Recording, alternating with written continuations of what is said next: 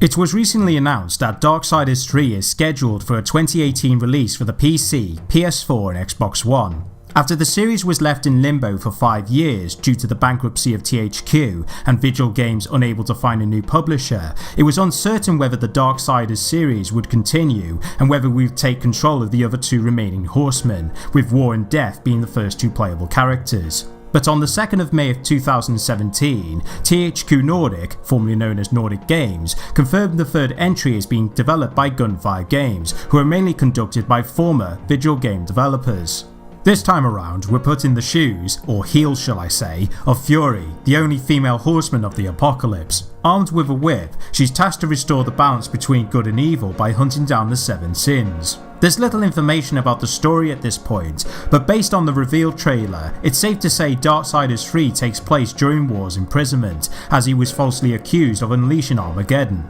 much like how Darksiders 2 wasn't a sequel chronologically. As for Fury, she seems more expressive than the other horsemen we've followed. War had a sedate, brooding attitude and prefers to defeat his opposition in direct combat, while Death is arrogant, resourceful, opportunistic and sees killing as an art. While there's little information about Fury's personality, but she's described as enigmatic and unpredictable, and when she confronts War by saying, "Hello, brother," she doesn't show sympathy despite his suffering, unlike Death where he was going out of his way to prove War's innocence. As I said earlier, Fury wields a whip to give enemies a whiplashing, but she also specialises with spells, unlike her brothers who are combat focused. She's also able to use the environment to launch herself airborne to take out a demon, which might suggest Fury is an acrobatic fighter, with her whip able to provide range and could possibly serve for traversing the environment. Her spells on the other hand allows her to transform into different forms to potentially open up different combos and strategies.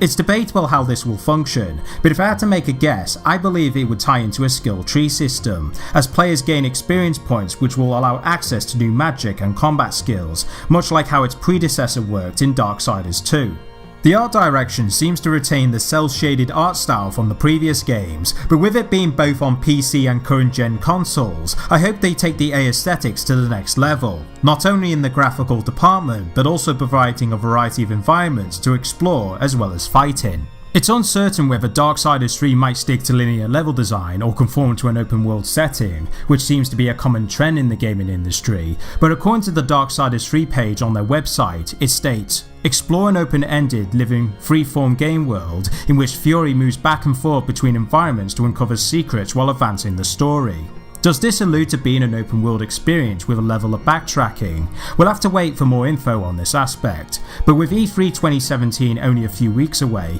it's possible Gunfire Games might reveal more and how it will differ from its predecessors. Granted, there was gameplay shown on IGN's YouTube channel, but the footage didn't illustrate much other than the combat and a boss fight, not to mention the gameplay is in pre-alpha, and it's unclear how long the devs have been working on the project. It's also worth mentioning that despite the series being based on the 4 Horsemen, and with this protagonist ordered to bring down the 7 sins, it's likely these aspects would be written differently to complement Darksiders' narrative, compared to the source material it inspires from. Ultimately, Darksiders 3 looks like it's on course to continue the story and has got me interested in how our new protagonist will behave, and how she controls when the game launches in 2018. I'm not jumping to conclusions on whether the game will be a success, but with it being compiled with developers that have worked on the series before, I have faith they can pull this off. It might be a long way from release, but when the time comes, we'll be ready to unleash the Fury.